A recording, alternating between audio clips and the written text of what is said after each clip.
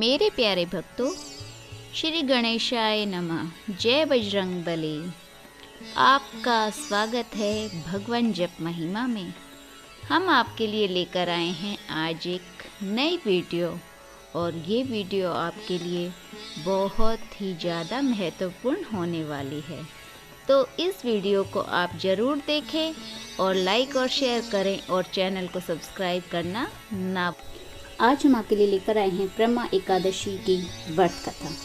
ब्रह्मा एकादशी। अर्जुन ने कहा, हे कमल नयन, आपने शुक्ल पक्ष की एकादशी का विस्तार पूर्वक वर्णन करके मुझे सुनाया, अतः आप कृपा करके मुझे अधिक मास की कृष्ण पक्ष की एकादशी का क्या नाम है और किस देवता का पूजन किया जाता है, इसके व्रत से किस फल की प्राप्ति होती है तथा इसकी विधि क्या है, इस सब बातों के बारे में बतलाइए।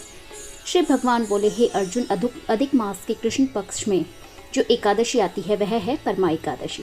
वैसे तो प्रत्येक वर्ष 24 एकादशियाँ होती हैं, लेकिन अधिक मास या मल मास को जोड़कर वर्ष में 26 एकादशियाँ होती हैं।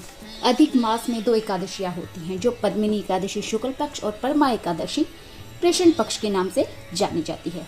इसके व्रत से सभी पाप नष्ट हो जाते हैं तथा मनुष्य को इस लोक में सुख और परलोक में सद्गति प्राप्त होती है।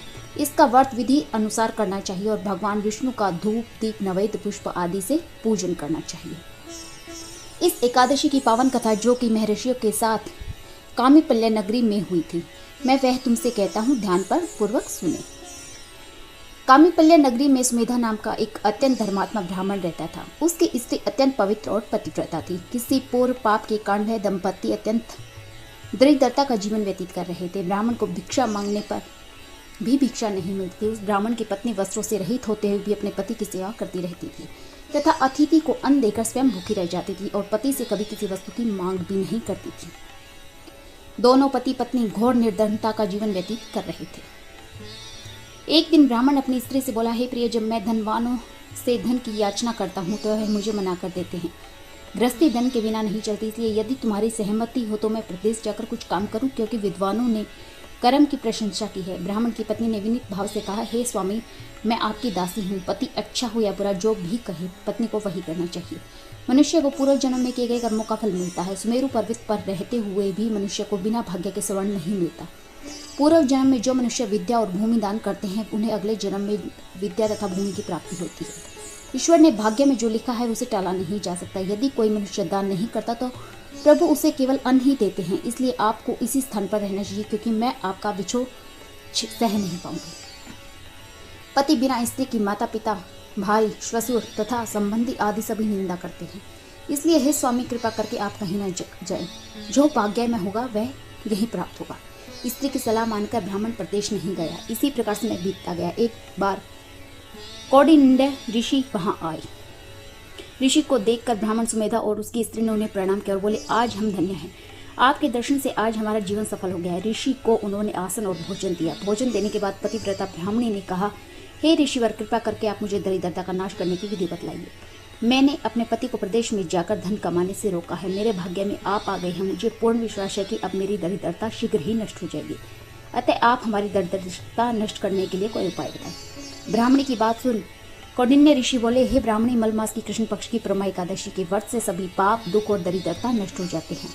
जो मनुष्य इस व्रत को करता है वह धनवान हो जाता है। इस व्रत में नृत्य, गायन आदि सहित रात्रि का जागरण करना चाहिए। यह एकादशी धन वैभव देती है और पाप का नाश करती है और उत्तम गति भी प्रदान करने वाली होती है। धनाधिपति कुबेर ने भी इस एकादशी व्रत का पालन किया, जिससे प्रसन्न होकर भगवान भोलेनाथ ने उन्हें धनाध्यक्ष का पद प्रदान किया। इसी व्रत के प्रभाव से सत्यवादी राजा हरिश्चंद्र को पुत्र, स्त्री तथा राज्य की भी प्राप्ति हुई थी। तदुपरांत कौंडिन्य ऋषि ने उन्हें एकादशी के व्रत का समस्त विधान कह सुनाया। ऋषि ने कहा, हे ब्राह्मणी, पंचरात्रि व्रत इससे भी ज्यादा उत्तम है। परमा एकादशी के दिन प्रातःकाल नित्य कर्म से निवृत्त होकर विधि अनुसार पंचरात्रि व्रत करना आरंभ करना चाहिए। जो मनुष्य 5 दिन तक निर्जल व्रत करके वे अपने माता पिता, स्त्री सहित स्वर्गलोक को जाते हैं। जो मनुष्य 5 दिन तक संध्या को भोजन करते हैं वे स्वर्ग को जाते हैं, और जो मनुष्य स्नान करके 5 दिन तक ब्राह्मणों को भोजन कराते हैं वे समस्त संसार को भोजन कराने का फल प्राप्त करते हैं। जो मनुष्य इस व्रत में अश्वदान करते हैं उन्हें तीनों लोगों का ब्रह्म दान करने का फल मिलता है। जो मनुष्य उत्तम ब्राह्मण को तिल दान करते हैं वे तिल की संख्या के बराबर वर्षों तक विष्णु लोक में वास करते हैं। जो मनुष्य घी का पात्र दान करते हैं वे सूर्य लोक को जाते हैं। और जो मनुष्य 5 दिन तक ब्रह्मचार्य पूर्वक रहते हैं वे देवांगनाओं के साथ स्वर्ग को जाते हैं। हे ब्राह्मणी, तुम अपने पति के साथ इसी व्रत को धारण करो, इससे तुम्हें अवश्य ही सिद्धि की प्राप्ति होगी और अंत में स्वर्ग की प्राप्ति भी होगी।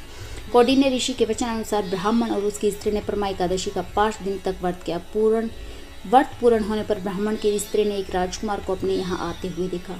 राजकुमार ने ब्रह्मा जी की प्रेरणा से एक उत्तम घर जो कि सब वस्तुओं से परिपूर्ण था उन्हें रहने के लिए दिया। तत्पुरांत राजकुमार ने आजीविका के लिए एक गांव दिया। इस प्रकार ब्राह्मण और उसकी स्त्री की गरीबी दूर हो गई और पृथ्वी पर काफी वर्षों तक सुख भोगने के पश्चात वे पति पत्नी श्री विष्णु के उत्तम लोक को प्रस्थान कर गए। ये थी परमा एकादशी की व्रत कथा। अगर आपने अभी तक चैनल को सब्सक्राइब नहीं किया है तो चैनल को सब्सक्राइब करना ना भूलें। मिलेंगे बहुत जल्द एक नई वीडियो के साथ, नए टॉपिक के साथ। नमस्ते।